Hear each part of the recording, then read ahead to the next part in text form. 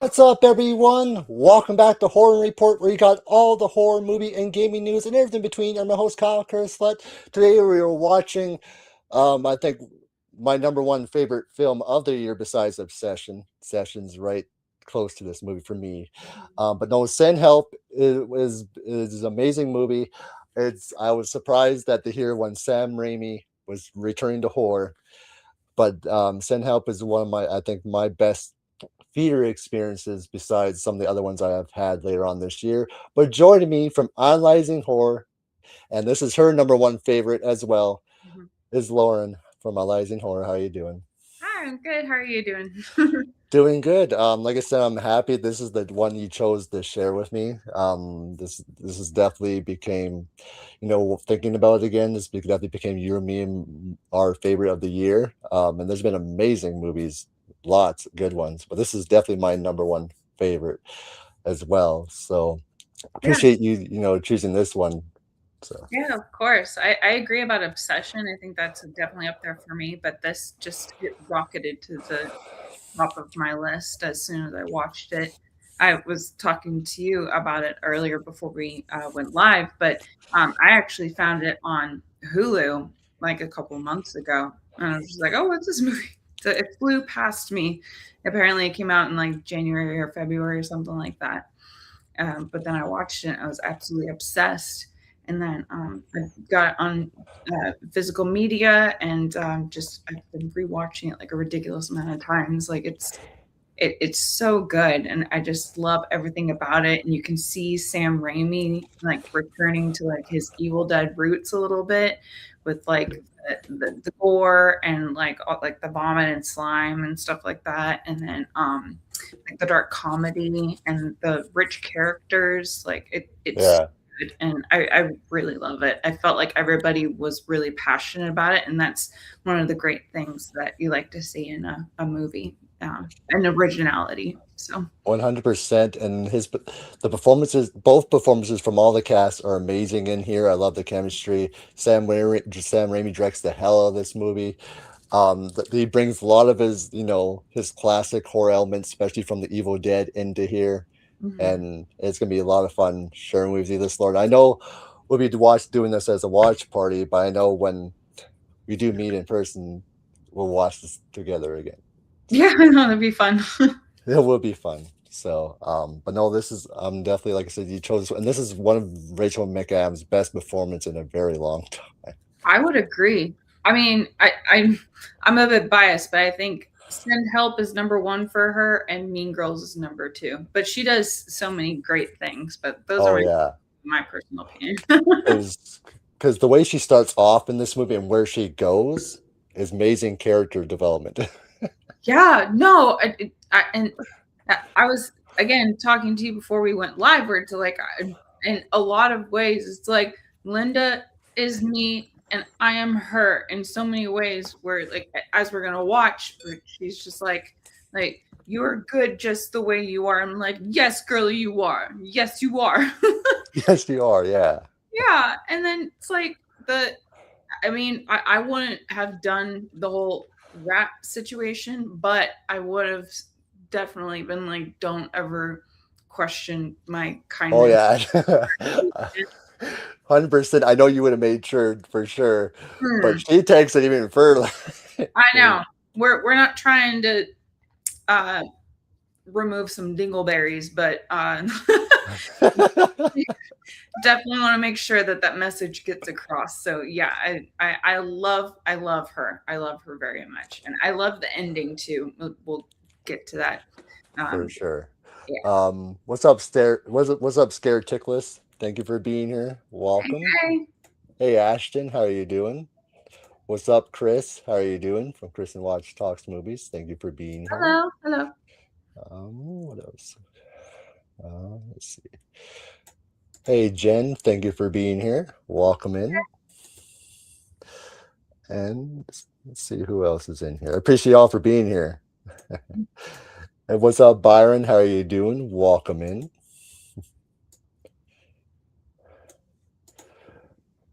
Wedding Crashes is the number one for me with Rachel. Yeah, she's awesome in that Oh, too. she is good. I keep forgetting she's in that. Yeah, that's a good one.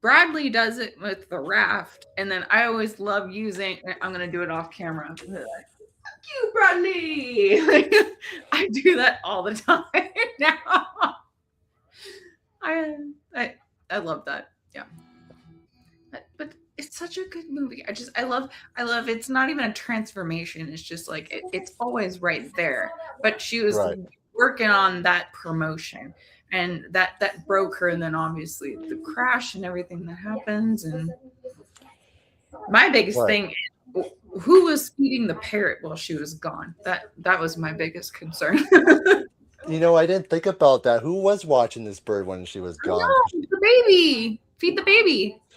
So you're thinking, because was the bird still alive when she got back? I would like to believe so. We did not get Yeah. confirmation on that though. Yeah. So hopefully it's a good. Hopefully, it should, yeah, I would believe the bird's still Samuel, alive. we need confirmation on the bird. Yeah. Yeah. And too, she's getting ripped off by her coworker, taking her, Yeah, taking the spotlight for her paper that she did, right? Make it like he did it instead of her. Like, yeah. I hate that. I mean, when she barged in about the like not getting the promotion, that would have been like right out of my mouth. So that should have been part of the dialogue. But You thought about that too, Sarah Ticklish? Yeah. Yeah, I thought about that too. Who's watching that bird? yeah, yeah, who's watching the birdie baby? Yeah, we can definitely thank Spider-Man 3 for this movie existing. Oh, it's so cool. I love it so much. I can't remember if I was talking to you about it or when we were live, but I love that there's horror aspects, there's like, like survival horror, thriller aspects, and then the dark humor, and then like the Sam Raimi like vomit and uh, blood and like Right. snot and everything during like the boar scene. Like I love all of that, and I love like just the concept, originality. Like this isn't like a remake or a continuation or anything. This is like No, this is his new original story. I love it. I love it so much. Yeah. And especially there for a long time, we never thought he was ever going to do a new original horror film because he was so busy with other things. I know And then because and they then do Spider-Man, right? yeah, and then he was working on um the Ash vs. Evil Dead series too, directed and then produced it behind the scenes, and then But helping with the other Evil Dead movies that he was just producing. oh So, yeah, you're teasing it. but Yeah. this is the first time he directed in a long while, like actually direct the movie. So, so That's why I need to. I don't know, but he probably didn't write it, but he maybe co-wrote it or. I would imagine he probably still had some say in the script, like this is how it should be. You know what I mean? It's Sam Raimi. I mean, even like what we're watching right now, when like it hones in on his eyes and then like that little bit of tuna fish on her lips. I feel like that's very Evil Deadish. So I feel like that's his vision. I mean, that's what a director would do, but you know what I mean. Oh, so this is written by the guys who not directed, but written the Texas Chainsaw Massacre remake and the Freddy vs. Jason and Friday 13th 2009 remake. Interesting. Yeah. I'm sure Sam had a say in it, but yeah, that makes sense. A lot of it, because again, it's not a slasher. It's got a blend of different genres, and I think it's just really done so well, and I love it. 100%. Yes, we'll have to do a stream together, Stair Tickless, one time to have you on the channel. Oh yeah, for sure. Oh, I hate what back to work. It's like, don't tell me what to do. That's immediately what I would say. Like, don't tell me what to do. Yeah.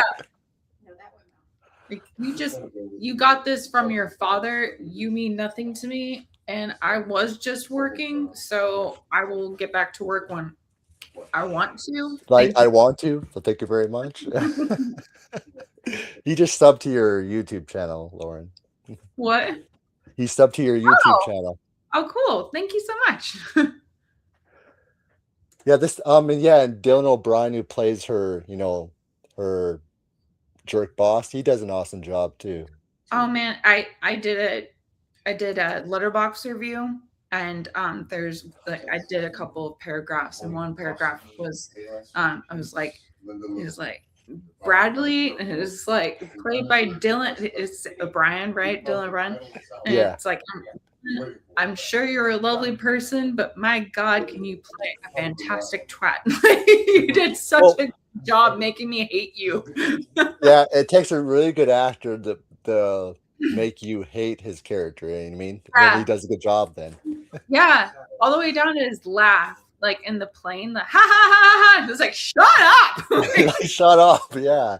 And you're Like, and and you. he's because Rachel McAdams still has a better laugh than he did. Oh my Like, God, she's better in all the ways. Even just right there, he's like, okay. Oh my it's like, God.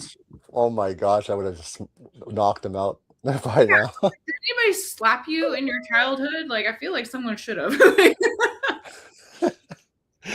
Yeah. just one little, just one little. Well, you can tell he was just thrown into this job and thinks he's some big shot, right? I know. So. He just thinks that it just was handed to him, and he thinks he's like some big wig. And two, he should appreciate your employees, because without your employees, your business would not be a success as it is. So. Well, even I don't even think we get his name, but the older like are you in good hands guy? He's like, oh, Linda's like the real deal. Like your dad loved her. Like you could give like all the work to her. Like she's worth like spending like giving her the position. And that's like what it's like, okay. It's like, hey. He doesn't take it seriously, like it actually matters. Like, and then this scene, if we're on the same, It's when how is above this dawn can you go for me? Oh yeah, this is the scene where he comes and talks when he's talking to his girlfriend or whatever, or the No, it's the interviewing. It's like, yeah, how the interviewing. can Yeah, you go for me? It's like, what the hell does that mean? yeah, really. Let's elaborate on that, sir.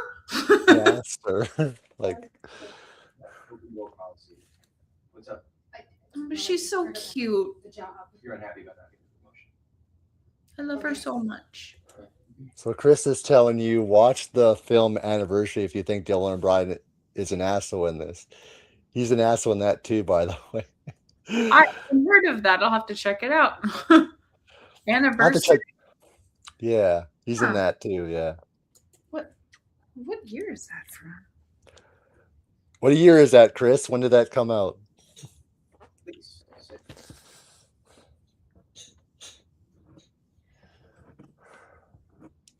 Looks like was it Going to be frank. last year? Or yeah, last year?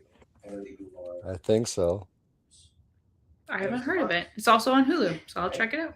I've carefully reviewed a lot of that work, and Yeah, it just came out last year. Awesome. I'll check it out. But I don't see you as being somebody who's ready No, to take that no. position quite yet. Why? I remember this part when he's like, I don't see you Is more of a in this people position quite yet. And I literally, before she said it, by myself. first time watching, I was like, Is, well, why? Yeah, why? a deal. Somebody who golfs. Somebody who golfs. Because that's quality and motor health. He definitely doesn't know what a real quality employee is, Well, yeah, that's why he doesn't deserve this position. No, and that's not the first time I ever seen people that should never be in that positions, because there's been people in the past that have been thrown in that type of position that don't deserve it. Exactly. That's what's so infuriating about it. I've seen it before. I'm sure you've seen it before. People who have worked in like offices, customer service, like people just get handed things and it's just like, you don't deserve this. Yeah. All right, I'm at an anniversary. I will check that out. Probably tonight. Right. Yes. Right. So. It's a little frat that boy golf doing. Ugh, I hate it. Yeah, really. It's thundering here right now. Yeah, like he thinks like he's got the higher ground or some shit, and he does kind of because he's the boss, but he also isn't. And that's when I love whenever we get to the island and it's just like, yeah, actually you don't have the higher ground, you know, but No. it. It switches. She's the boss of that island. Uh-huh. Mm-hmm. Because he doesn't know nothing. Yeah. Yeah, isn't it funny? Every dickhead character they always make him wear suspenders. I know. I think she even made fun of his fancy shoes too. Yeah. Fuck are those? We're having a thunderstorm here right now. If you hear that, that's why you hear thunder. Oh, okay. Yeah, it's a thunderstorm right now. It's storming. It should be fine. It's just a thunderstorm. Hopefully, it doesn't affect the internet. Yeah. Good thing you're not on a plane. Like what the scene is going to be happening here soon. Oh gosh, no! Not on a plane.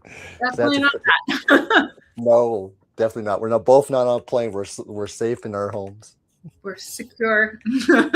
We're secured. Yeah. Oh, I love this scene though. Like she's trying not to cry. No, the fucking Liam. You know, at first, when the way this movie starts off, it doesn't feel like a Sam Raimi movie at first. You know what I mean? If I that know. makes sense. Like, you were good enough. I love this. You are enough. Just the way you are. Yes, you are, girly. Yes, you are. Yes, ma'am. I heard that too. That he's making a sequel to Drag Me to Hell. Are they really? Oh, I heard that. Yeah. as long as they don't kill another kitten, I'm on board. Yes. I hope not. Woohoo! She's so cute. I love her. She's so excited, you know. I know. They're all so boring. And she's like, wee! Like that's so me with like normies. I'm just like, look at us being excited about things, and they're just like, yeah, these so-called corporate assholes. yeah. And here's that scene I was talking about. You work too hard. You work too less, bitch. She does better work than you do. She works really hard, and then you take her work. Oh God, this man. Yes. If there is a sequel, Just Long does need a return for sure, right, Ashton? Oh yeah, for sure. Did you see Barbarian, Lauren? Oh, but like back in 2020? 2022, yeah. Was it? Oh yeah. Yeah, that's another one that I've watched a ridiculous amount of times. Like I own it like in several different It's supposed to be finally coming on physical media in August. So is it really? That's awesome. Yeah, I love it absolutely so much. That's another movie where it starts off and then it changes tone later on.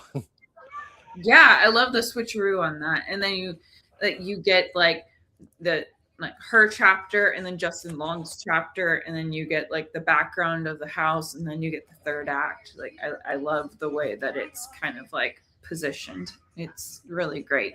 The cinematography is really good too. I really like that. Yeah. And they made you think that Skarsgård's character is bad, but he's not. Yeah, I think they really played on that because of him playing Pennywise and stuff. Yeah. So they were like, you know, people are gonna think that he's a baddie. And then they had like some scenes where like when you look back at it, knowing like what happens in the movie, it's like, oh well, they were just kind of like coying with us a little bit. And I've seen you do skits as Pennywise. Yeah. I like that a lot. That and the one is Jigsaw. That one I think is one of my other favorites. Oh yeah. What's hello, Stacy? Hey Jean, welcome in. Welcome in, everyone. Ladies and and gentlemen, please stay away. Yeah, thank you for being here, Scare Ticklers. You enjoy your stream.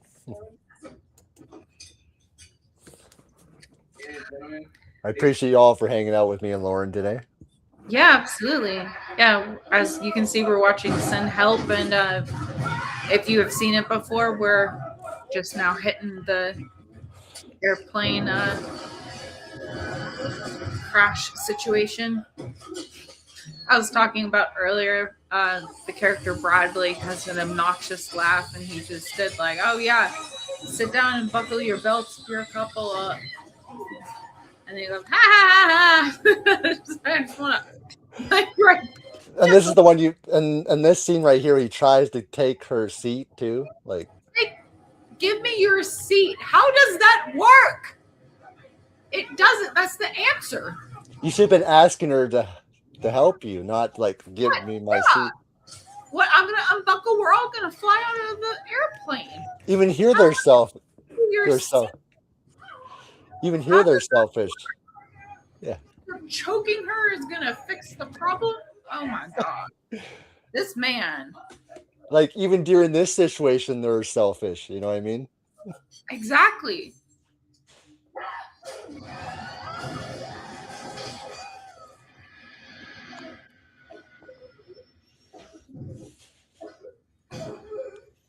Then even when he's outside of the window, he's like, "Do something." What am I gonna do? Like, what am I gonna do? I'm gonna close the window. That's what I'm gonna do. Yeah, really. That's exactly what I would do too. I'm just like, let's just. And the way the plane hits the water. I know. And then I immediately, when I first watched this, I immediately thought of Titanic. I'm like, get away from the plane. Get away from the plane. Because it's going to. And because you're going to drown otherwise. Exactly. Get out, get out, get out. Stress. Get out of there. Time.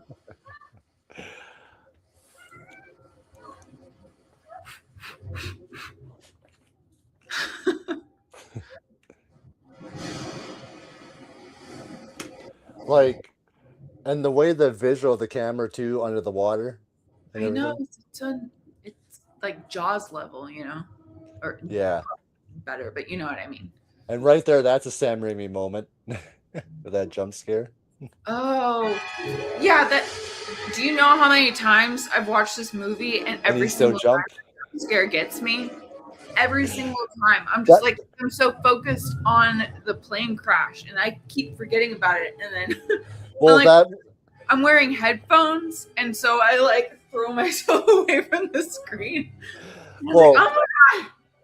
That's what makes a good jump scare. If it can scare you every time you watch it. I know. It's done really well because, again, like you're just like so honed in on like the intense moment of her trying to escape, and I'm just like, get out, get out, get out, get out, get out, get out. And it just is like, oh god damn! Like, how many times have I seen this movie? And especially where other movies where jump scares are not as effective, and you're like, oh, I can see this coming already. You know what I mean? Right. You can see it coming. You know it's coming. You remember that it's coming, and it still gets you. I always hate. I mean, respect to people that think otherwise, but I dislike whenever people are always like, "Oh, no jump scares me anymore." It's like, okay, well, that doesn't sound fun. Yeah, really. That it can still get me every single time. Like every Disney nostalgic movie is gonna make me cry every single time in spots that I know it's gonna, like, when cinema, like books, music. Exactly. When it hits you, it should hit you every time, and I think that's beautiful. Yeah, because people still cry when they watch Bambi, and that's been like almost 100 years. Yeah, I cry every single time I watch Toy Story 2, Lilo and Stitch. So do I. I'm gonna admit I do cry in those movies as well. Yeah, I do. A happy cry at the very end of Wreck-It Ralph. There are movies where it's like every time I'm like doing one of these, like it just comes. So I think that's beautiful though. I think that is more important than acting like I'm so cool, like nothing scares me or like affects me anymore. And I'm like, okay, that doesn't sound. and there are horror movies that keep coming out that still scare people. So Yeah. And again, with all of these like newer, like original movies that we're getting, thank God. Like, I think that that's really great. Like, it's instead of just doing like this bland like continuations and remakes or Disney live actions and stuff like that, and like original stuff. Like, so besides Send Help, what other horror films that came out this year that are new that you also enjoyed? definitely Obsession, as you brought up earlier. I Oh think yeah, that's a my close second. so that's Uh, the same here. It's my close second as well. mhm. Yeah, I definitely need to give Backrooms a rewatch because I found that deeply perplexing. But Yeah, it was well shot and well acted. So I just think I that agree.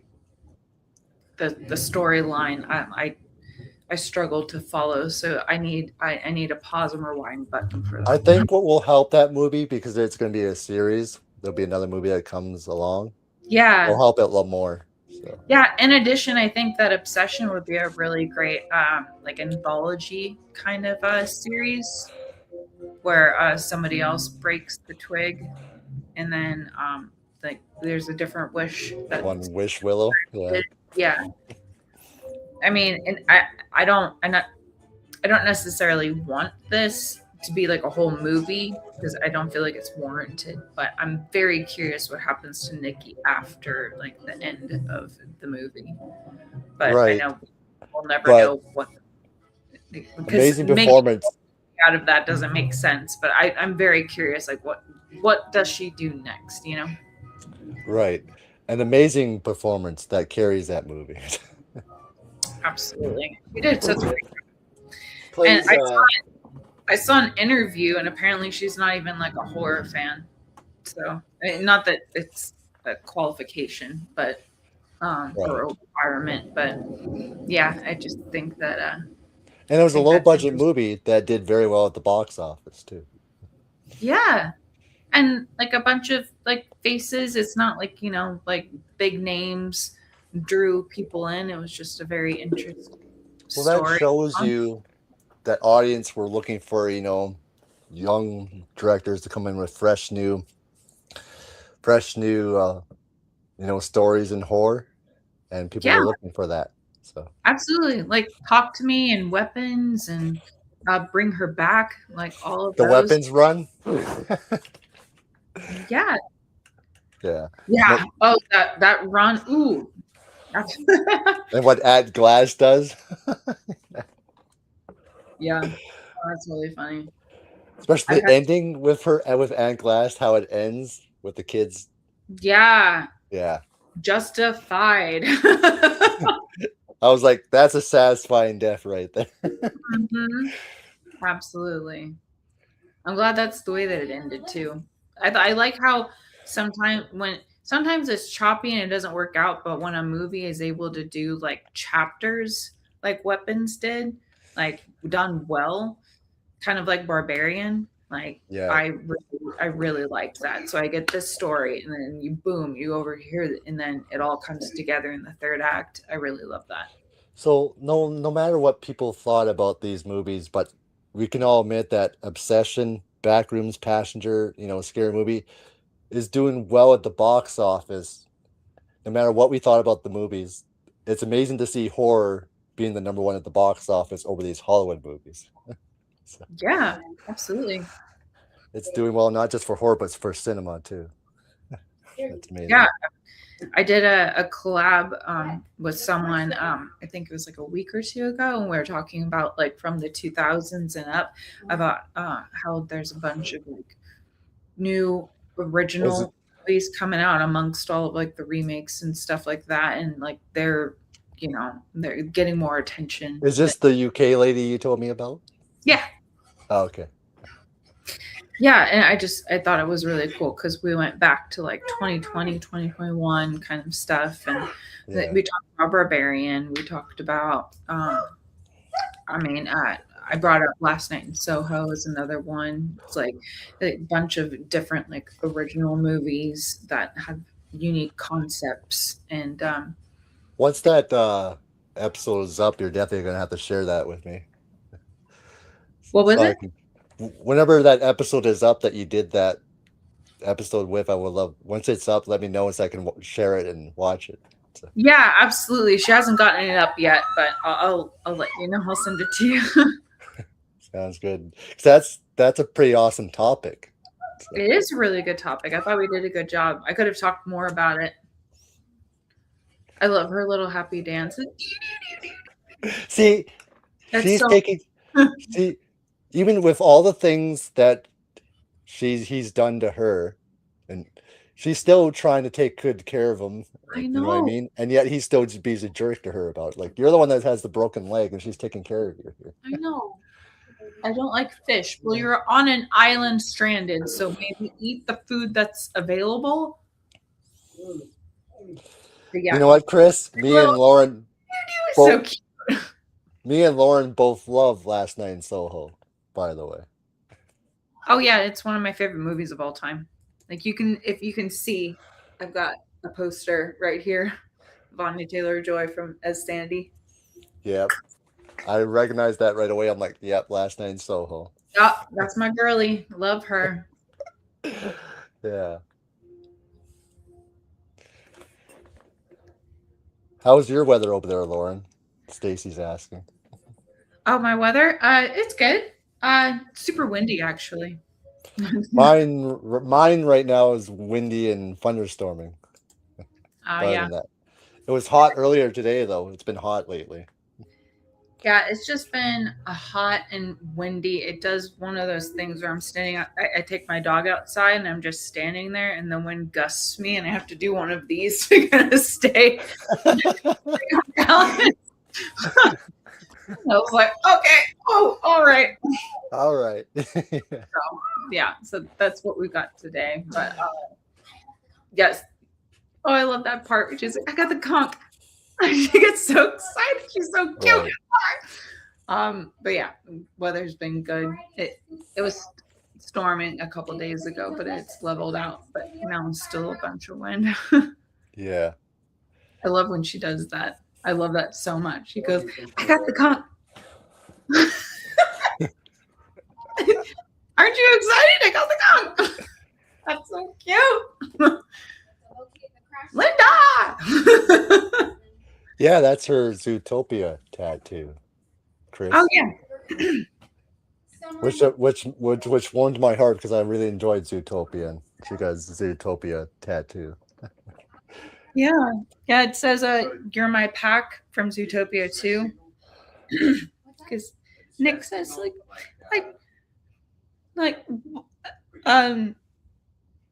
we're not really we're basically solitary, but I've always wanted to be a part of a pack, and you're my pack.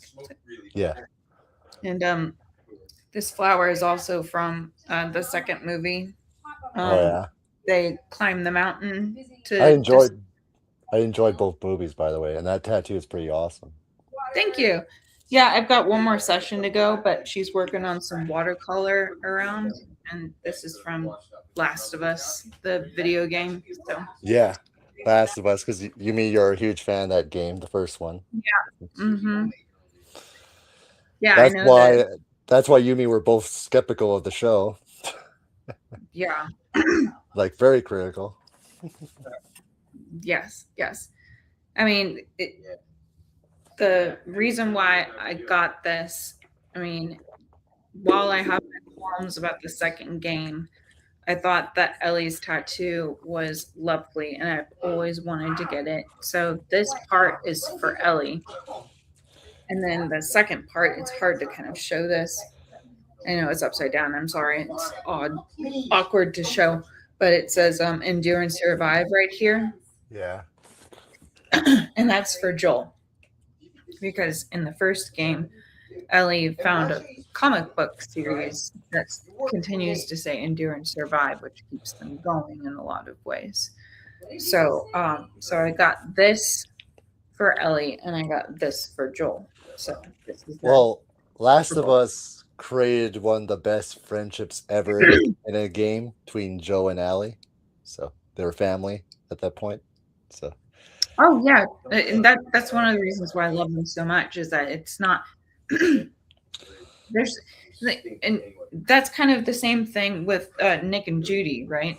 Where it's like we don't need to make it like romantic or like platonic or anything. There's love there, and it's the same thing here. You know, like there's just love, and it's beautiful. And Oh, appreciating it just as it is. You know what I mean?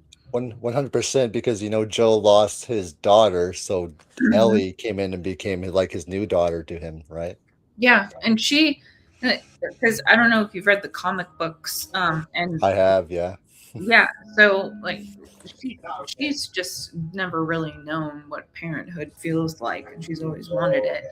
And Joel has suppressed it because of his obvious loss. And then, them coming together, I just think it's so beautiful. And That's why when Joe gets killed off, that's why you understand why Allie goes on her revenge as much as she could. So yeah, well, I have a few words to say to Neil Druckmann, but yeah, I know. I would say the same too. Mhm. But yeah, I understand why she goes on a revenge binge. Like, but then again, another couple words for Neil because it's like, oh, you make it seem like that's bad. Why would that be bad? You Because it's no different. Because it's no different if Abby takes revenge for her dad as well. So Ellie's going to do the same thing for Joe. So it's no different. So why would yeah, it be Ellie bad but what Abby did was fine? It's the same thing. I You know what I know, I mean? know, a completely different watch party. I know, but I could talk to you for like hours about this. It's like, yeah, the way that it's like, oh, Ellie bad, Abby good. Like Abby start. Like well, she's because this. yeah, so they both have the same right to go revenge, of course. So why would Ellie be different, right? It's the same thing. Absolutely no difference. So they're both the same revenge tale. Because Mhm. you go both taking revenge for a person that you were close to. So Yeah, in the way that Neil, I've watched interviews where Neil specifically said that he added dogs into Ellie's section of the game to make you feel bad for killing the dogs. It's like I had to kill the dogs. You put them there. Also, you did that only to make me feel like bad playing as Ellie, but you want me to feel good playing as Abby because we play fetch with the dogs. I hate him. I hate Neil Abby's Druckmann. no different than Allie. What's the difference here? They're both, you know what I mean? It's not like she's better than the other person. I think that Ellie, I think Ellie is better, but Yeah, I of think course. that Yeah. what I'm trying to say is that I think that she's less corrupt by hate, whereas Abby has let it fester longer. So like Yes. she's a good person down there, right? But she let hate fester right That too it long. turned to more evil compared to what Allie was doing. Exactly. Like And really so let it just kind take it of over. met where Abby was, and then that, yeah. So Yeah. that You neither know one of that them ever met that would have probably made both of their lives. to tell you the truth, there was Joe could have just knocked him out anyway. There was no because because what's Abby's dad gonna do? Joe could have took him no matter if it should have been him or not. You know what I mean? We could just knocked him out. You know what I mean? To grab Allie, but we had to shoot him. Yeah, I mean, I just feel like in the second game there's a lot of retcon, and I just think Yeah, that it bugs me where I'm like, that doesn't make sense. Make that make sense, Neil.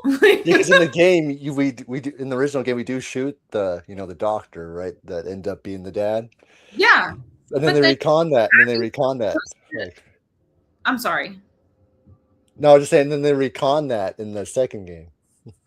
Yeah, exactly. That's what I was trying. Yeah, that Sorry. Abby supposedly was in like the surgical ward or whatever. Like while all of that was happening, like that wasn't there in the first game. Like we basically You should, eliminated everybody. because how are So we supposed to know whose dad that was? Abby wasn't even in that game. So I know it just we created a character, and then also, and I don't mean Oh, more. we're at our board scene.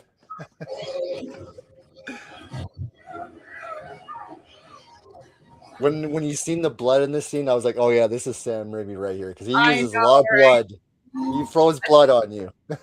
I saw an interview where he was literally like directing and talking to Rachel, and it's like, we're gonna like spray you with a ton of blood, and she's like, okay.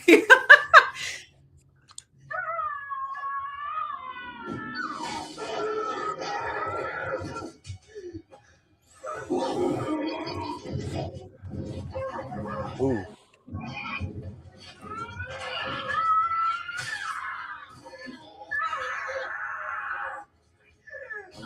Oh man, if blood is squirting at me, I'm gonna close my mouth. Like, jeez. I know, yeah, I would close my mouth too, so I wouldn't let it. Yeah. But Ew, snot. See, that's what I mean. yeah, and This then is Sam Raimi, like, ah. and he starts stabbing it in the eye, right, with the eyeball and everything. Yes. Because Sam likes throwing blood onto his actors and actresses. I don't know if I would have it in me. I don't know if I would have hunted a boar in the first place. Look, he just gets sprayed in the face. He wakes up to that with the head in front of him. I know. Like, You hunt? I think I like it.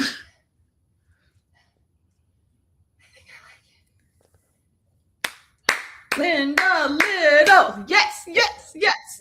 and she even knew how to cook the meat. Yep. She knows what she's doing. She's Where got Bradley don't got nothing. No, he's Got fancy shoes that can't step in puddles. That's all he got. he's useless on this island. Yes. Even when she's trying to teach him, he still doesn't learn. Because he thinks that he's Better than her, right? Like he's better than her. yeah. He literally watched her Survivor video. Right. He knows what the frick to do. They both start laughing here. I know. I can't tell if he's humoring her in this scene every time I watch it. Well, that's how really well written it is. You can't tell what's really going on here. Right.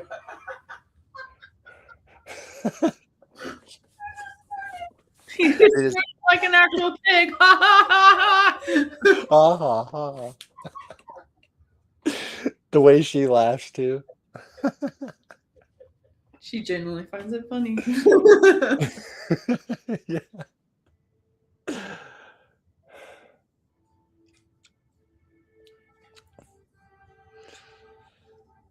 We haven't gotten to this part yet, but I love how she comes back with that basket, like backpack that she makes. Right. Oh yeah, I made it. Isn't it cute? And he's like, yeah, super cute. Aggressive. Remember when we did the Emperor's New Groove watch party? That kind of reminds me of the way Cusco would talk a little bit with Yeah. Pacha. Like, Yeah, I'll log that away. that's what Yeah. it reminded me of when you did that. Yep, exactly. Oh, those characters. That was way back in November when we did that watch party, a long time ago already. Yeah, it's been a moment for sure. I love that movie. So do I. Like I said, I went to the Jan Theater that's no longer here. We only have the Simplex now, but that's when I watched it when I was a young kid. So Oh yeah, me too. I grew up with that one too. It still what's feels up? I was just saying hello, Oracle. Welcome. Hey kiddo. I know you're older than us, Oracle, but see, I love the fact that she sees the boat, but she still wants to keep him on the island. But we don't know. We never know when that she even found the house until later on. So Yeah, agreed. it's genius. You know what I mean? The twist that comes on. The twist for sure. I think what it is that I really love is that I think it's a multiple reasoned decision. It's not like it's what I guess teach him a lesson or whatever. But she also likes this survival lifestyle. So it's that, and then because towards the end you kind of find out that like she feelings and stuff like that. So I think it's a little cluster of reasons why not yet makes sense. Also, she feels like she has nothing to go back to. So it's just all of that bundled together for her Right. not yet in that moment. And I love Besi- that. Especially on a rewatch, like you can really understand what that means. yeah, because she should be moving up the ladder in where the job she works, but they keeping her down. Yeah. She lives in probably not a good apartment as it looks. So you know what I mean? So she's Or birdie. except for and the bird. Then now she found where she's living the best life she's living. Yeah. Which she does later on after this movie too. Yeah. Well, that was the whole thing with like looking in the water and like flipping with her hair and stuff like that. Like she's feeling herself. Like this is her realm. So Lauren's got Last of Us tattoo and Zootopia 2 tattoo. Yep. Yep. Last of Us, Zootopia. That's right. There is a new Blair Witch coming out next year. Oh, another one? Yeah. Hmm. It's got the original director and the guys who from the original involved with the creative. So. Oh, okay. From the original Blair Witch, the original people who made the original are involved with the creative, like as in consultants to get their input. Got it. Except the one who played what's her name in the original, she won't be a part of it. Yeah. Well, I'm curious. They did that. What was it? Like 2013 or something like that. Like the kind of newer one that was supposed to be kind of a sequel, where it was like the brother of the main girly in the OG. Yeah, Heather won't be part of it though.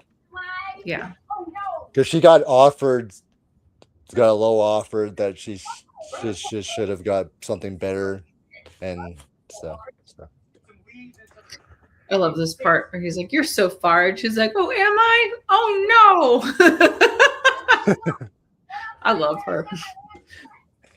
And he's trying to put stuff together while he's limping. I know. He's like, "You're so fired." Like, I'm part of a CEO. It's like, ooh, big boy.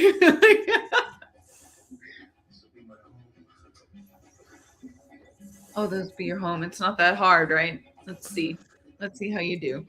Welcome in, Paula. You're not late. Let's see how you do better than her. You should have just been learning from her. She was trying to teach you. Yep. Big boy, we know what we're doing. Okay. Partner of a CEO. Look at us knowing what we're doing. Good job. Yeah, you obviously know what you're doing. So, where she's doing it right. I swear, if I was Linda, I would just be kind of doing one of these. Yeah, you would. And I love how she does waving at him. Hi there. And also this little like help signal. Apple. And now the bugs are attacking him. Yeah, like And she's putting on, that protects her from the bugs. While it's raining, and she's just like got shelter. And he waits until it's raining. She knows to wait until you hear that the rain is about to. Even I know this, and I'm a goldfish brain. Like, and the way she slowly puts up her hat that she made to watch him. She's just watching. This is like a free reality TV show for her. It is.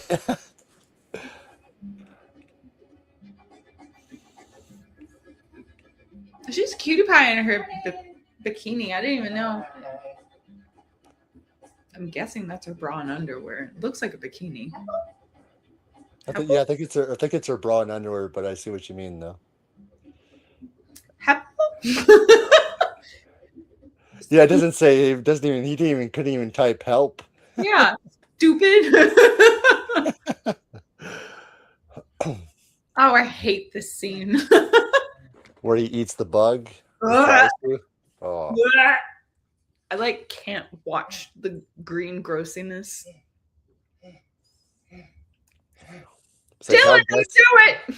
It's like how desperate can you be to even eat a bug, you know? I know. Go find a boar. Jesus Christ. Yeah. That looks disgusting. Or apologize to her so she can help you survive, you know? Yeah, how is that nutritious furthermore? And you just vomited all it up. So you just did that for nothing. And then, yeah, not as nutritious as they say it is. Yeah, I know, right? And she's got fish. She's got fish. And she knows it. Look at her with her strut. She knows what she's doing. She's surviving properly. Mm-hmm. She got sauce. She got chopsticks. That would have been my first question, not the knife. I would have been like, where'd you get the chopsticks? And now that you watch this movie, you know where she actually got the stuff from. You know what happened? Like, where'd the chopsticks come? It just wafted off. Mm-hmm. Then you find out that where it actually came from later on in the movie. It's genius. It offers enough mystery where you're like, wait, what the heck? And then it gets explained. And he's wondering why she's been gone a while. Like, come on. Where do you think she's been going? The house, right? Well, yeah. Again, chopsticks, sauce. How did she make sauce? She didn't make the sauce. She found the sauce. Yeah. She found it. It wafted onto shore. Yeah, just normally, it's all fine. It just washed like that. Yeah. Sushi sauce, a knife, and chopsticks. It just was presented to her. That's how it works. It wouldn't look that great if it actually did. Like, come on. I know, right? But that just shows how dumb and clueless he is, you know? Yeah, dumb and desperate because he's like dying from starvation, basically. Also, we were talking about bathing suit. Did she take that from the house? I would imagine so. Maybe she's wearing a bathing suit from the house. She probably is because she didn't have much clothes with her when she came. Yeah, she was wearing all like the old lady kind of outfit. Yeah, because when they had the plane crash, she would have lost a lot of her stuff in the water. So. Yeah. Mm-hmm. So. I think I clocked it. I think she took a bathing suit from there. So it's like obvious, like there's a bunch of new things. So yeah, now it's a full new respect. Now that you know that we've seen this many times, you already know. Like, okay, yeah, I can see this now. Every time that I rewatch this movie, I get a little bit something out of it. I love when movies do that. It's just like, oh my god, I didn't know that. Oh my god, like I got that. Now it makes more sense. Yeah. I was just thinking. He's so pathetic and desperate. Where I want to help. Like, I don't want him to die because he looks obviously in need of food, but I just want to flick his nose a little bit. Yeah, just flick it, right? Just a flick. Just a flick. Yeah. Like, you're annoying. Kaboo. To answer your question, Oracle, I pre-ordered the Halloween the Game Deluxe Edition. So. Yeah, there's a Halloween game coming out in September, Lauren. Michael Myers is getting his own game. So, and anyone who pre-ordered Deluxe Edition gets to play it 4 days early on September 4th. Oh, geez, that's awesome. That's right before my birthday. Right, that's pretty cool. Yeah, because you and me are 1 month apart from birthdays. Because mine's October 13th. Yeah, that's right. Yeah. Like, yeah. I was born in horror movie month, so Halloween month. Oh, I almost was. I'm the 25th, so I was almost there, but that's really cool. Yeah. So we're not that far from each other for birthdays. We're very close. So Mhm. cool. Above and beyond the usual.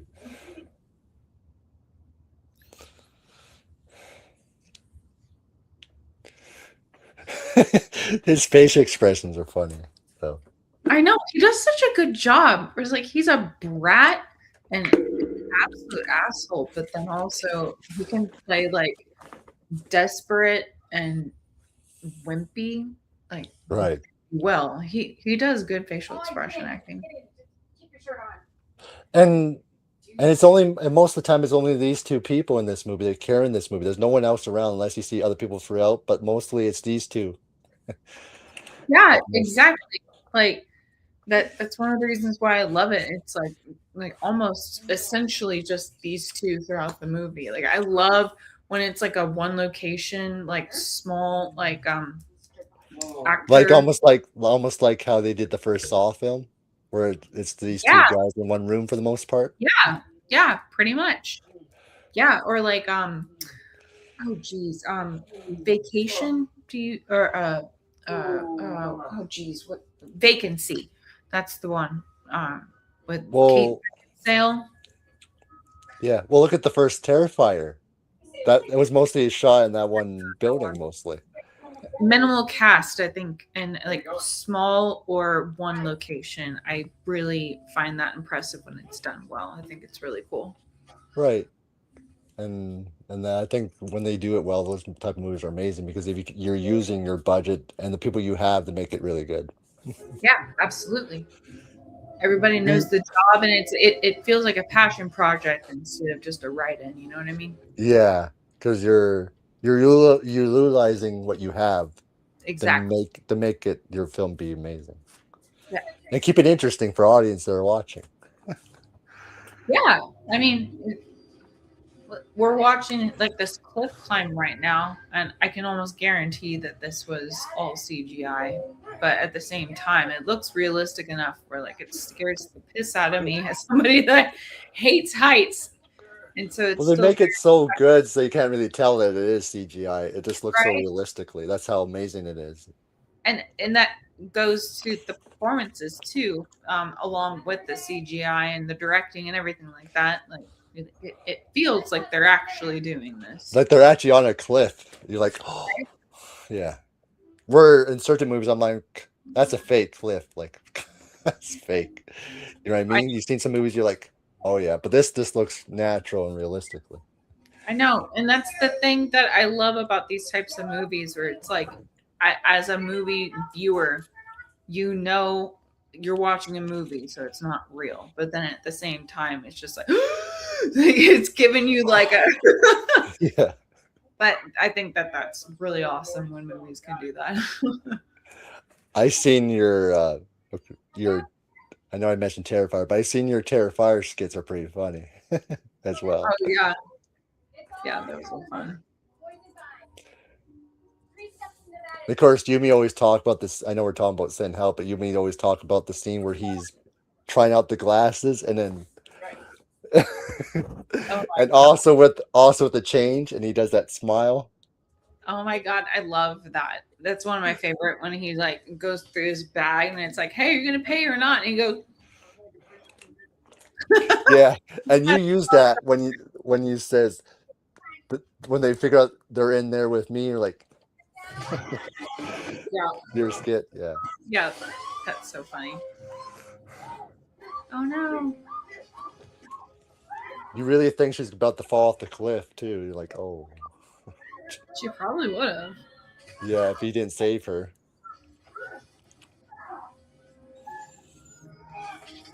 It's foreboding for what is to come. You know, Yep. you know. And they're at the right spot too. What happens later on? Right.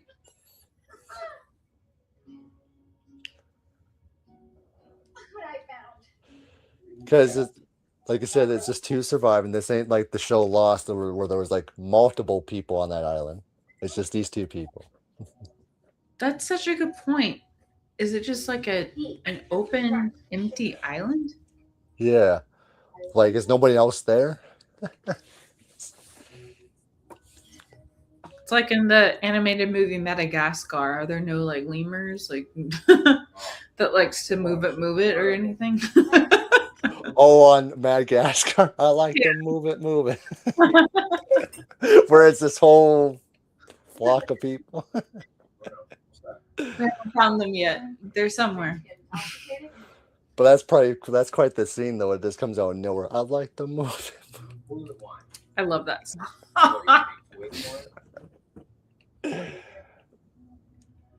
I love the part where the king goes, "You may bask in my glow."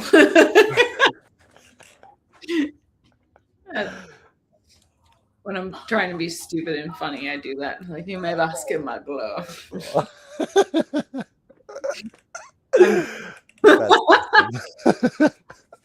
I'm stupid, but yeah, it's funny. It makes me laugh. If it doesn't make So anybody am else, I. I do the same thing. Don't worry. if it doesn't make anybody else laugh, at least it's me that's laughing. They'll just look at me crazy. Like, you're making me laugh too. I find it funny. Don't worry. Okay. You know what's the most random scene in an animated movie? Have you seen Hoodwink? No, I haven't. Oh, you should watch it. We'll have to watch that together. What year? 2005, I believe. Hoodwink. Okay. It's a whole new take on the Red Riding Hood story, and Patrick Warburton, who played Kronk, voices the wolf in that movie. Oh, okay. So you'll recognize some of the voice actors. It's pretty funny. Okay. So that's an animated movie I recommend to you. Have you seen Over the Hedge? Yes, many times. Love it. Yeah, it's a good one. I love that one. That's one of my favorites, especially. You remember when the TV turns on and she grabs the cat and she does the meow or whatever to make it like that's the sound? Yeah. And Steve Carell is Cookie or whatever it is. Yeah. He wants to. I think any hoodwink, you said, right? Yeah. You ever hear that saying, monsters aren't born, they're 2011. Oh no, that's the sequel. There's a sequel. There should be one from 2005, I believe. Oh, got it. At least now we know. Oh, okay. I've seen it. I've seen like the trailers, but I haven't actually seen it. Oh, okay. Yeah. Watch it whenever someday whenever you're able to. Yeah. Steve Carell's squirrel character and yeah, is like my absolute favorite. The way he talks. Yeah. Bruce Willis is the raccoon, like those. Yeah. Yeah, and he has to get all the snacks back because he stole it from the bear. Yeah. I love that whole kind of it almost. I know this is a silly comparison, but kind of Shaun of the Dead and Over the Hedge. They both have like this goal to go over a hedge. Yeah, I know what you mean. Find an objective. I don't know. I know it's Shaun of the Dead's pretty funny though. No, I see what you mean though. I understand what you're saying. Yeah, I feel like that would be a really funny like double feature. That would be a good one. Go from that to Over the Hedge. Right. I enjoy both movies. So. Yeah. I'd let the other party be like, what are we feeling? Are we feeling zombie or are we feeling raccoon? Yeah. We'll zombie or raccoon? Which one? It's a weird question, but just roll with it. We're rolling with it. Just roll with it. Just choose raccoon or zombie. Which one you want to start with?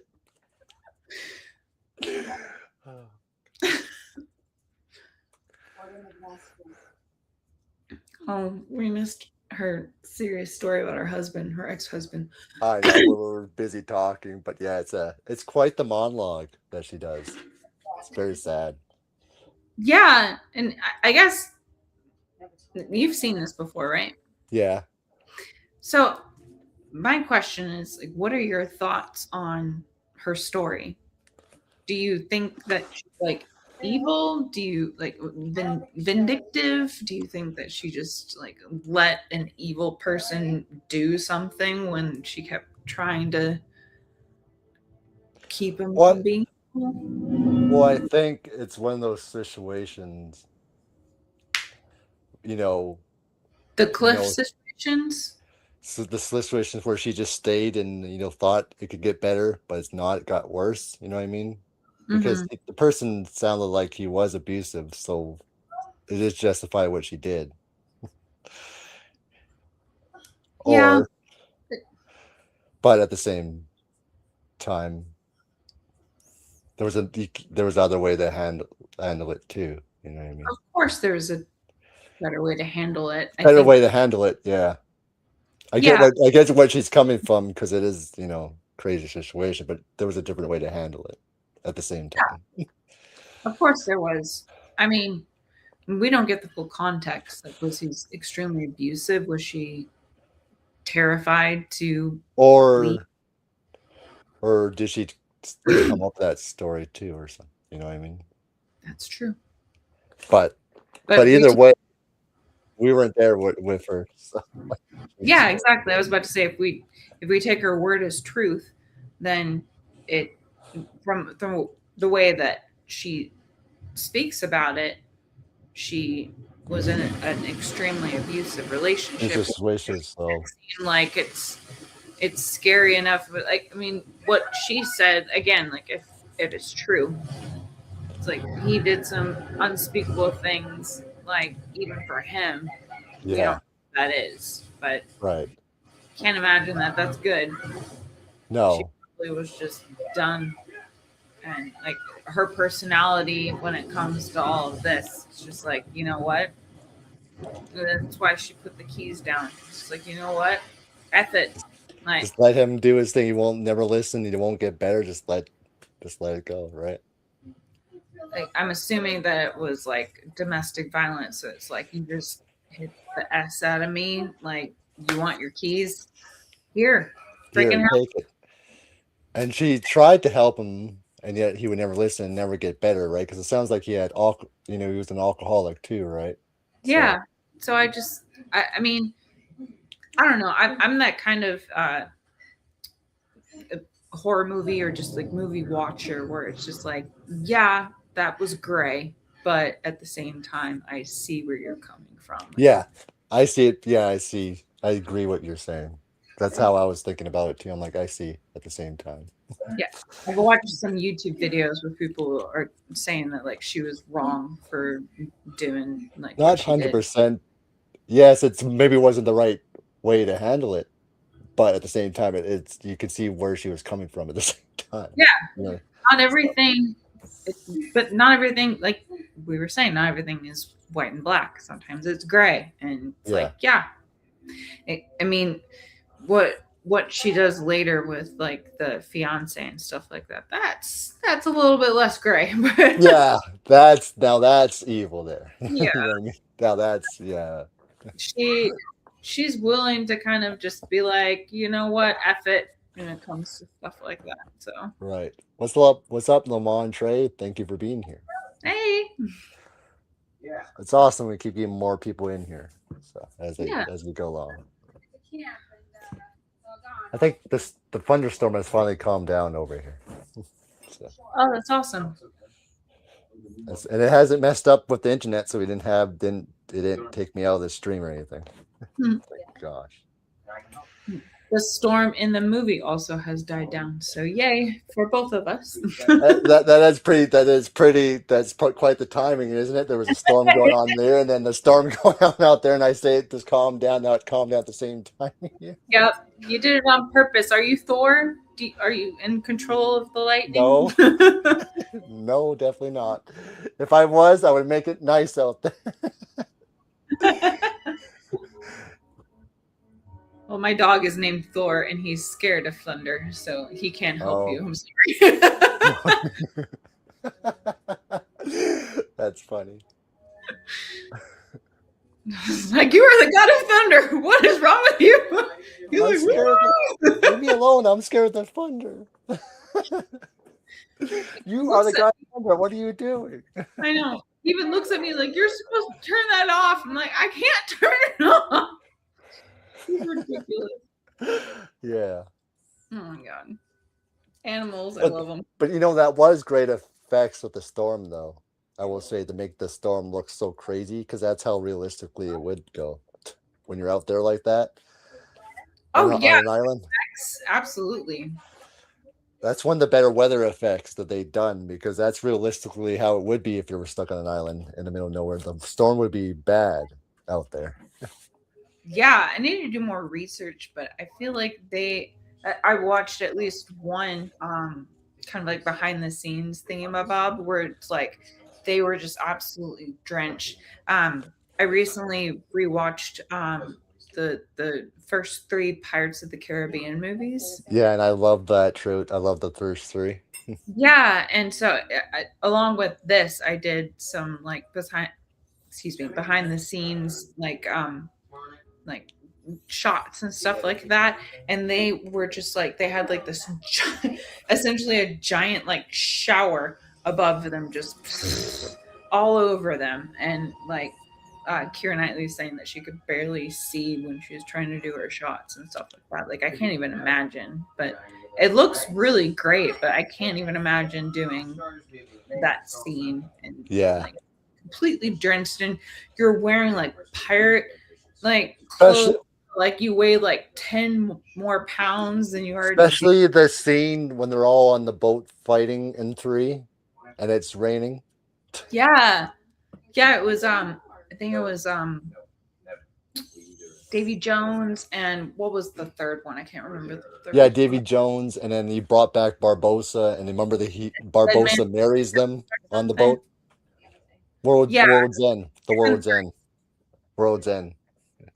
World's End. Yes.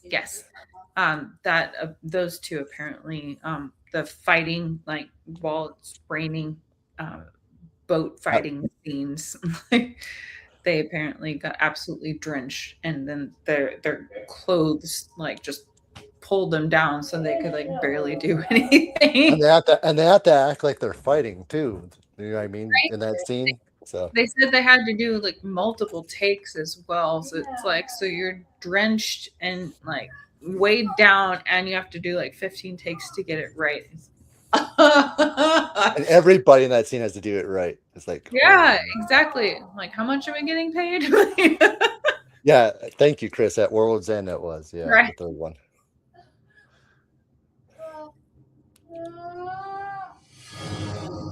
This is where he becomes a douche again and poisons her and thinks he can escape on a raft. And he didn't build it properly either. I love how he thought that he did. Also, he didn't it's super wavy. That's not a time to have a raft. No, that's not the time to use a raft on it's water. Not practical at all. Absolutely not. And he still didn't build it strong enough in a way, but it's not a good time to. Even if it was a strong raft, it's a raft. It's a raft. Yeah, it's not a boat. It's not going to handle. Also, where are you going? Do you have a compass? Do you know where you're off to? Do you know where you're going? Do you know which direction is, people? The answer is no. The answer is no. Yeah. Bradley. Sorry. Yeah, Bradley. And even if a boat, he probably would have crashed anyway. He wouldn't know where to go. Oh, no. Uh-huh. The ramifications of our decisions. It was super wavy. That was a bad time. Yeah, even if it was a strong raft, it was still not where to survive that. Even if it was still water, where are you off to? What are you doing? Do you even know which direction is, where you could find people and stuff? Exactly. Again, like compass, understanding of your whereabouts. No. Okay, well then what are you doing? You didn't think about that, didn't you? You just worried about getting out of there. I'd love to actually pooks on him too. Oh, I don't like the pooking. No, but it serves him right though, right? I mean, I don't like. it's deserved, especially since Yeah, he's deserved. poisoned her. But I hate this scene. I'm doing one of these. Yeah, I can't look at that either. But yeah, it was very well deserved. Yeah, Tom Hanks did build the best laughing cast weight in, Chris. Yeah. It's definitely Sam Raimi. Oh, So that. yeah, it's because Sam Raimi has done that in his Evil Dead and even Dragged Me to Hell, he does that. Oh, yeah. Oh, my God. Drag Me to Hell was. Blah. The old lady, the older lady that, because she was trying to get a loan. I know. Goes all, Oh, my God. This the vomiting in her mouth and her bed. oh, I live with nightmares with that. And then for some reason, like the eye and the cake stabbing, I don't know why, but that sits with me. I don't know why, but well, look at even in the Evil Dead 2013 movie, there's puking in that because the thing spits that thing onto them. I know. I mean, that wasn't directed by him, but I'm sure he was like a contributor or producer. Oh yeah, because they're still there to make sure that they do these movies right. Because that was Freddie Alvarez that directed that, but they're still there producing and still making sure it's done properly. Yeah, it wasn't as abundant of puking, but still, it exists in it. Yes. That blood rain, though, my goodness. Oh my God, that entire scene was insane. And even the nail gun scene, the chopping of the arm off. The hand. Oh, and the nail gun scene. Oh yeah. Why did you have to shoot herself in the face? Like that's my question. What did you think of Evil Dead Rise? Did you watch that one? I didn't think it was bad. I think in terms of part of the franchise that I know, I thought that was lackluster. It was held back compared to what it could have been. Yeah. You know what I mean? I just and what I feel like is a bit controversial is that the tree scene, it's horrifying and it's awful, and especially as a woman, like don't like that, obviously. But the elevator scene just felt so tame compared to what the possession scene. And they didn't use much blood as it should have been, you know what I mean? It didn't feel like Evil Dead. And also they didn't, if I remember correctly, they didn't read from the book. They listened to a recording. And then I also was really upset because I was stupid horror addict of me. I was really excited for the cheese grater scene on the calf, and I didn't think it was bloody enough. I was just like, no, especially with the mummies and Megan's now, the performance she was giving, and with the kids involved. Yeah, they should have really went farther with it. Yeah, she was the best. I thought she did a really good job. But Evil Dead Burn, though, I think if you've seen the trailer, Lauren. Evil Dead Burn? Yeah, that comes out next month. It looks like it's taking it back to what Evil Dead should be. Oh. Now you won't be able to move or feel anything. That up. It just comes out in theaters next month. Evil Dead Burn. Evil Dead Burn. Yeah. That one looks like it's going full on Evil Dead that we all love. You know, how crazy it can get. All right, I'll have to watch that trailer when we get done. But yeah, I thought that Rise just wasn't it. I was gonna say that like we've played both Last of Us games, right? Yes. Yeah. So I thought that the third act of Rise was basically the Rat King. Oh, yes, I know what you mean. So I just was like, what are we doing? But I'll watch the trailer and maybe that'll impress me. But furthermore, I feel like I'm getting really tired of these movies where they do them as almost fillers for the next movie that actually is going to make us happy. Like just make a movie that the fans will be happy with. Like, why does it have to be like a buffer and then the main and then the end? Like, yeah, I don't know. I think Hollywood is getting too excited with making 3 movies instead of just one really good one, and then Just to focus on the money part instead of focusing on making a really good movie. exactly, absolutely. Oh, this made money. Let's put out another one. Well, that's great, but Right. make it a good movie then. Yeah, You know what I mean? exactly. Where it's like people go and see it, and then they see it, but maybe they're not that excited about it. But then it's like, oh, we got a lot of numbers, so let's make another one. It's just That like, doesn't make it a good movie though either. I know exactly. Where Obsession, you can People understand like- why it was at box office. That's a good movie. Yeah, I get so annoyed when people use the box office like numbers being like, oh, well, it made blah blah blah blah blah, and it's like that's because people thought it would be good. Doesn't mean People they just went and watched it. they just Yeah. just a ticket. Yeah, they thought, oh, let's go watch this, and oh. Yeah. So I've been there where the movies at the box office were great, and then certain movies were like, this was horrible. No, we're missing the rat scene. I was watching while listening, but yeah, that scene is nuts. I am too. But she made it look like she was cutting him. I love this. Next time it won't be a rat. Well, she warned him that next time you try something like that, it'll be more than just a rat. Ever She's saying, don't mess with me. don't think my kindness is weakness. Yeah. Bitch.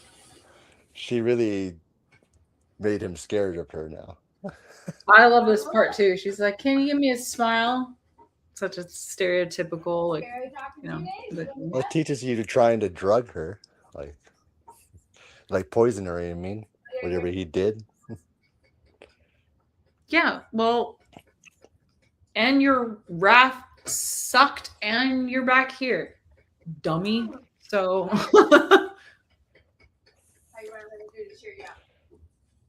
I'm gonna go find the juiciest, most beautiful fruits on this whole island. You know, this is almost a 2-hour movie, but it flies by fast. Oh, it captivates you the entire time. It's so engaging. And then you're like, wait, it's already almost done? I know, where like you're just going and going and going, and then like the third act and like the big climax happens, and you're just like, oh, and so like you're just locked in the entire time. She's thinking like, you really had to find us? I know, like you motherfucker. She's like, oh, come on, I can't catch a break. No, shit. She's like, God damn it. She's like, no. She's like, Why am I getting a hug? I've met you once. I don't know you. I don't know you. Yeah. Don't touch me.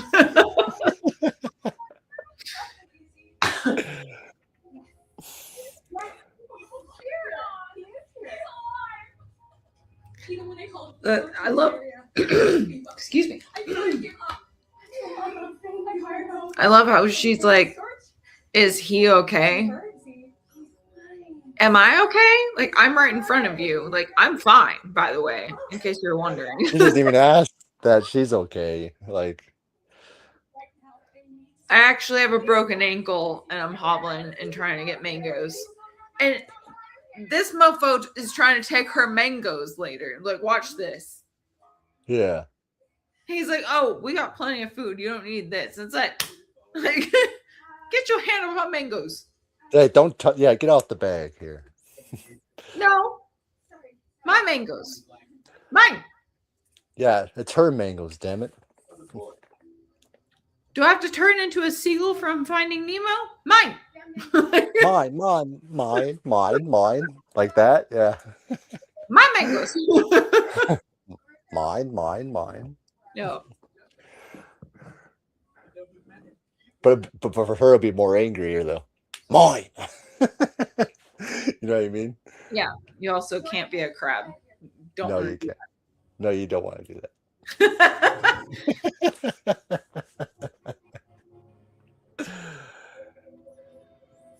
So here's a shortcut to death. I'm sorry. It's not funny. But at the same time, it is though. She's so clever, but she's evil. I love her. Yeah. But she's just calculating. I don't know. They don't But at the same belong there. time, these people were bad. But now I know, but she turned bad too. But at the same time, these people hurt her. I think her character is so interesting because she wasn't bad, but again, it was like it's with like it's instilled within her where it's like if someone's gonna F with me, I will F back right away, which is what Yeah. from that rat scene that we got. So And to me, she was perfectly casted because I don't think no one else could pull off this role like she could. So. yeah, I mean, like you were talking about facial expressions and stuff, and like she depicts the character where like you're sympathetic, but also like, what the F are you doing? But then at the same time, it's just like I'm rooting for you, but also what the fuck are you doing? Like, Yeah, what the so hell? you're kind of like conflicted. I think it's very interesting. Right. I'm kind of like of the anti-hero girly, so like I'm rooting for her, but at the same time it's like, ooh, that was not a cute moment. We maybe shouldn't have done that. Yeah, really, right. I agree with you. It's kind of like when you watch Breaking Bad, like Walter White. Yeah. It's like I'm rooting for him, you're for it. Ooh, that was a bad move. Ooh, we didn't like that. Yeah, you're rooting for him and at the same time like, why did you do that? Ooh, that was not because you're just doing his bad things now too, you know. Yeah, we're just doing a bad thing right now. I'm like, what are those? And that show is one of the best shows of all time, written wise too, Absolutely. and performance wise. Mm-hmm. Because you know his character had cancer and he just wanted to make money as much as possible for his family before he dies, and unfortunately he turns to crime and does bad things and. Right. Yeah, and Aaron Paul, who he never took acting lessons ever, and he was awesome as Jesse. So. Oh, I didn't know that about Aaron. That's amazing. Yeah, he didn't take acting lessons before he got casted. So wow, this shows how talented he was. Science, bitch. So. That's awesome. I did not know about that. And it was a show that didn't need to go on forever either. It was a good amount of it when it was on too. That's another thing that I love to talk about is like when a show knows when it wants a beginning and an ending. Like there's a duration of a story. Like some TV shows go to like season 13 and drag it out too long. Right. And it just it slogs. It doesn't feel like the same show. And like I know it's silly, but I love The Big Bang Theory. But the first 3 to 4 seasons are the best. Everything else is kind of just background noise when I'm baking or something like that. Because the first 3 are the best. Like that's good writing. Everything else is like they forgot what the characters were, kind of thing. So like with Breaking Bad, when you know a beginning and an end, like it's a continuous, like you know these characters and you know where the story's going, both the writer, director, and the viewer. Like that's the way to do it. I see what you mean, because with The Big Bang Theory, and I definitely agree on that. Yes, it was awesome to bring in Bernadette and Amy. It was great. Give these characters love interest, right? Mm. But now, after a while, some of the storylines just like kept going on. It just took away what they were going with. Yeah. It just the storylines were very weirdly written, and also I noticed a significant amount of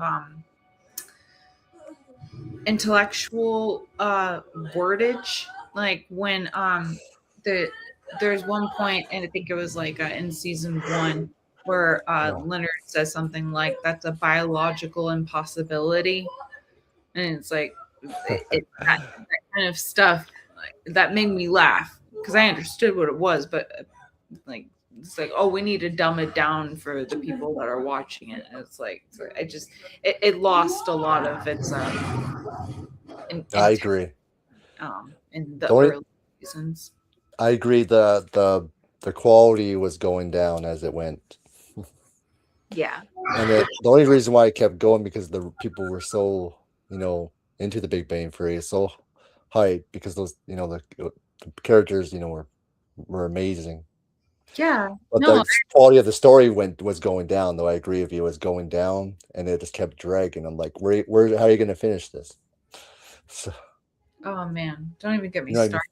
Because like both Because it's- Bernadette and Penny didn't want to be parents at a certain point.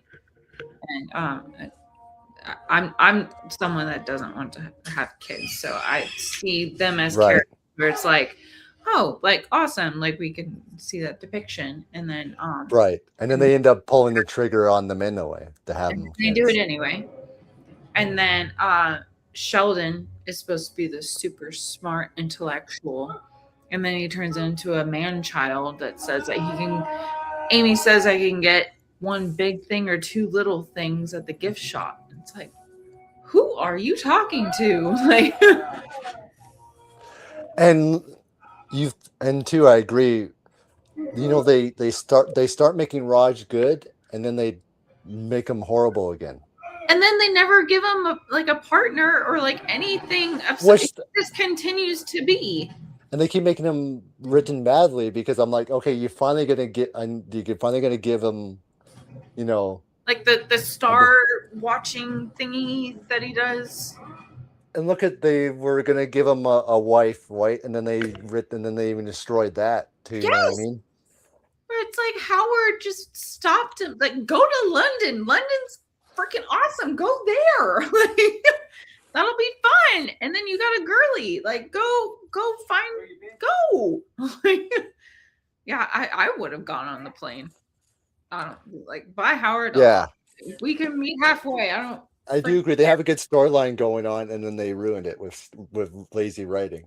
I don't know why they did that, because then they make the whole sentimental thing at the end where they're all like sitting at the couch eating food, and like Raj continues to just sit off to the side without a partner. Just like, why did we do Raj like that? Like, oh, that makes me mad. Because Howard got his arc. Sheldon, again, he got written as a man child, but he got his Nobel, and he's got his wife. Yeah, which was yeah, that was good. But then other things didn't make any sense how they ended. They never finished certain storylines either when they ended. Like, you know what I mean? They what? Then when the Big Bang Theory ended, not everyone got a good ending either. Like, No, agreed. And again, going back to like what we were talking about with Penny and stuff, where it's just like they got married, they were super stagnant, and they weren't very happy. And they did the stupid thing that people do, where it's like, well, we're unhappy, let's have a kid. Like, great, that's gonna be awesome. like if you're gonna have a kid, you gotta want to have a kid, right? Don't just throw it in there just because. If they didn't want a kid, then don't make that a storyline. Then you know what I mean. I If you're gonna know, have a kid, you gotta be wanting one, right? So, I know it's a sitcom, but it bothers me but so much. still, Just like, oh, we're unhappy in our marriage, let's have a kid, that'll fix everything. No, that doesn't fix everything. no, it makes it worse, actually. Yeah, it does. He's extremely stable before that. Right. So Like, I just think the writing was very lackluster. yeah, the writing went downhill after the 4 seasons because it started off amazing writing, and then it just got lazy after that.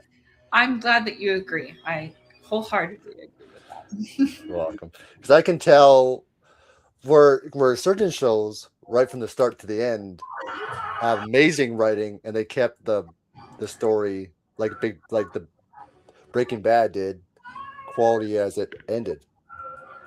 Where certain shows like this is going on forever. Why is this still going on? This doesn't make any sense anymore. I know.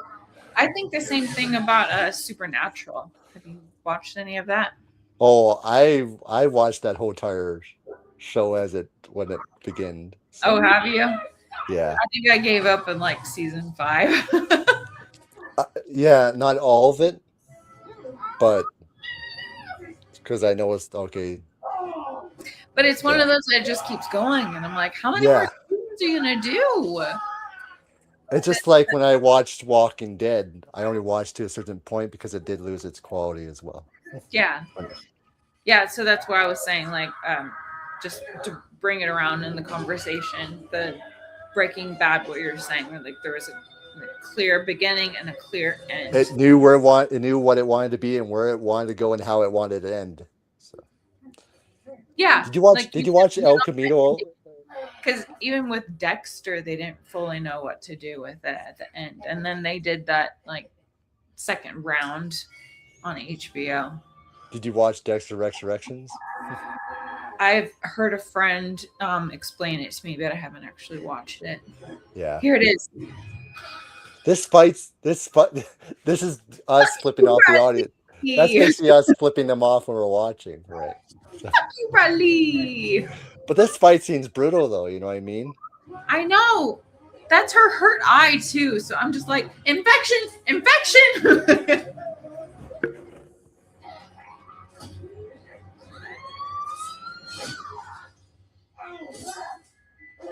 I love when they find the house. I love that scene. It's like, where'd you go? Where'd you go? You little bastard. But she catches up to him. She's like, "Where did you go? I'm gonna get you." Well, and she will get you. She's gonna get you. She found it first. She knows what's doing. She knows this island. She was more. She knows this island. She's been. Why do you think she's been gone a while? She knows this whole entire island now.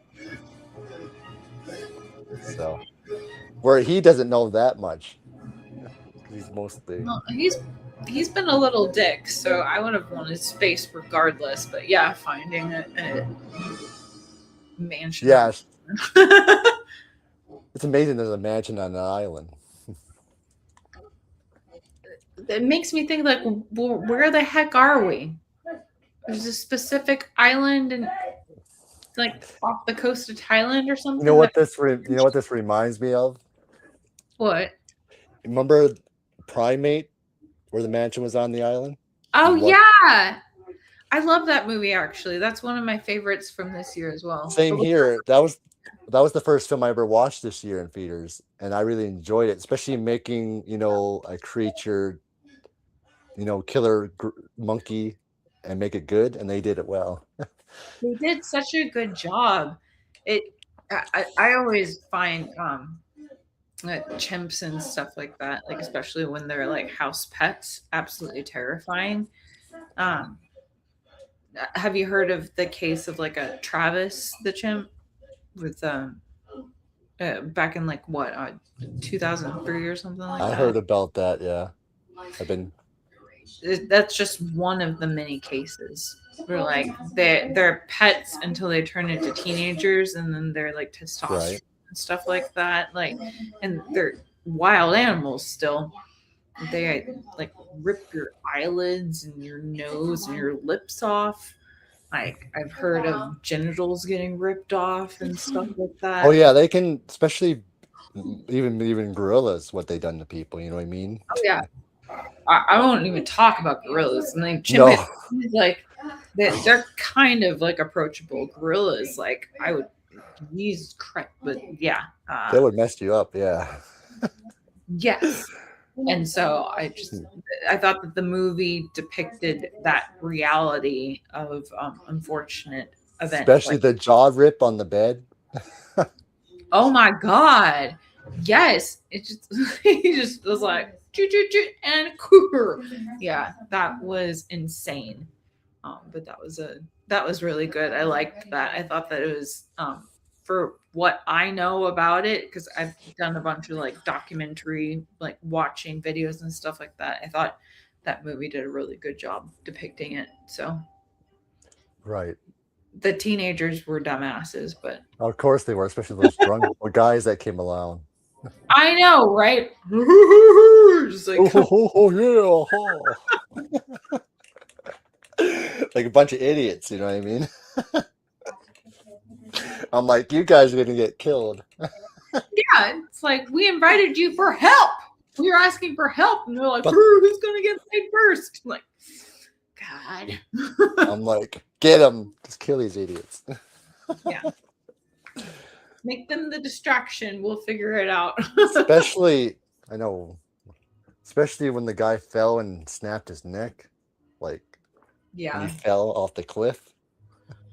Oh yeah, yeah, that one. I hated the one where Miss Gurley fell down the stairs and then Oh, get up fast enough. oh, her, And- yeah, that was and- sad kill. I know. I didn't like that one. It made me sad. But also, I felt like that could have totally been me. Like I trip and I'm just like, can't get up. Right. I hate whenever you're watching a horror movie and you try to put yourself in the horror movie and it's like that could have been me. And it's like, oh God. It's like just wrap yourself in a blanket and never leave the house ever again. Yeah.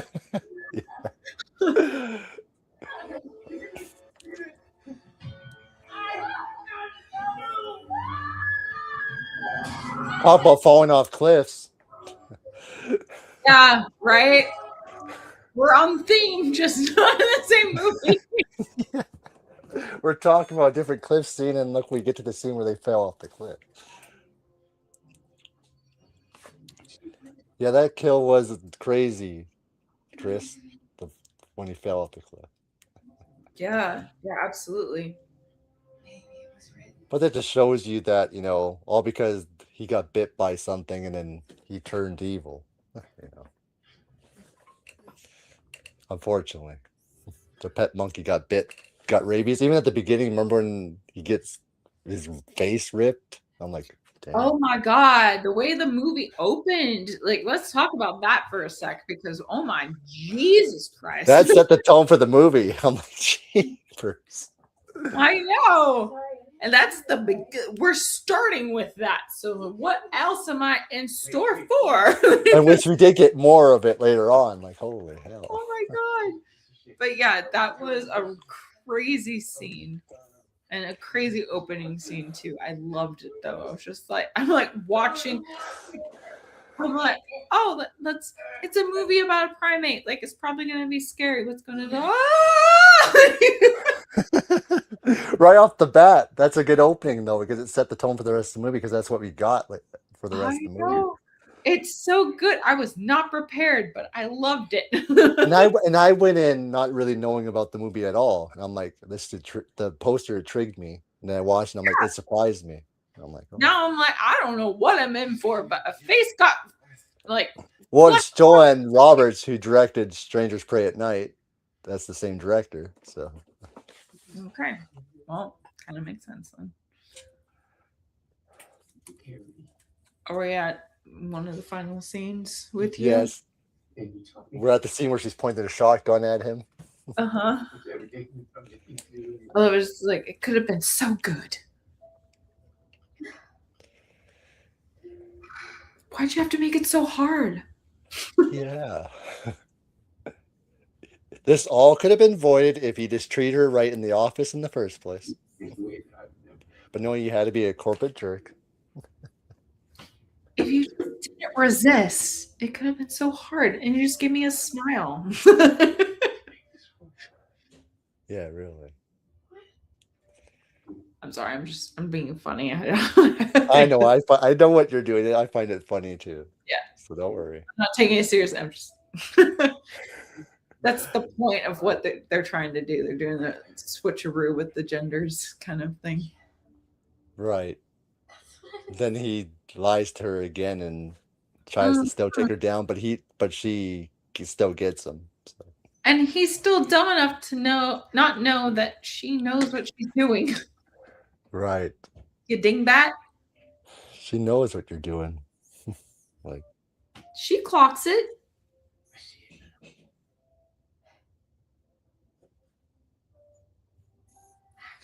Her poor little face. Let's give you a wash.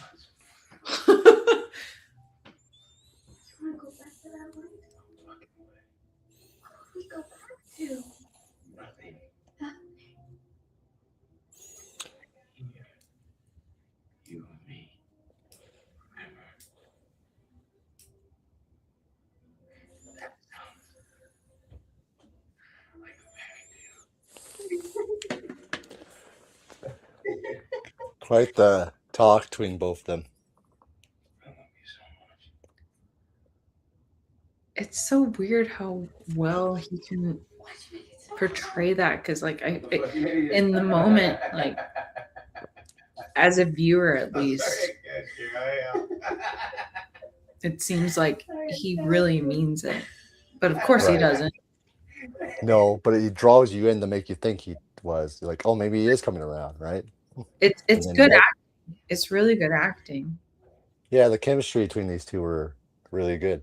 I You know know. what I mean? Like They in play my off each other. yeah, in my letterbox review, I said that where it's just like the like chaotic chemistry between the two of them. So well done. I love how she takes him out with the golf club. Go on, girlie. Go on.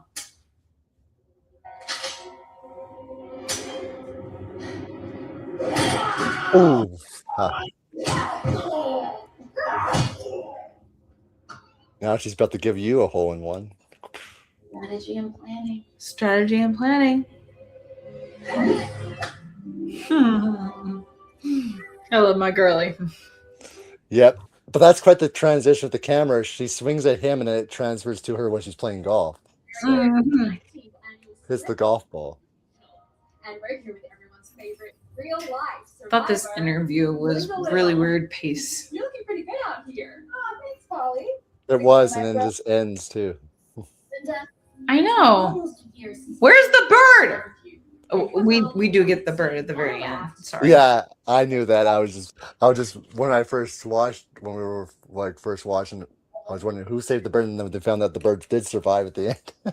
We don't know who, but the bird survived. So It's like somehow that bird is still alive. Wasn't really explained, but anyway. She was, because we don't know how long they really were out there. You know, I mean, it could have been out for months. You know. I know. Well, the last time that they had talked about it was 2 weeks. 2 weeks without food. Anybody would die after a while with no food. Yeah. Anything. Or water. Water, yeah, because if you don't have water,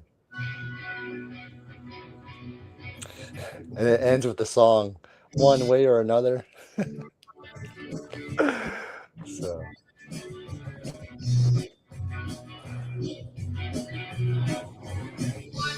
Way or another.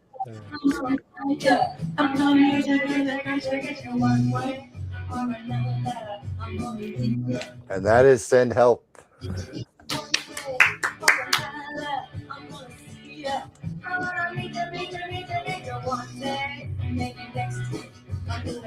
That was awesome. That was awesome. Watching it every time, but that was fun with the commentary.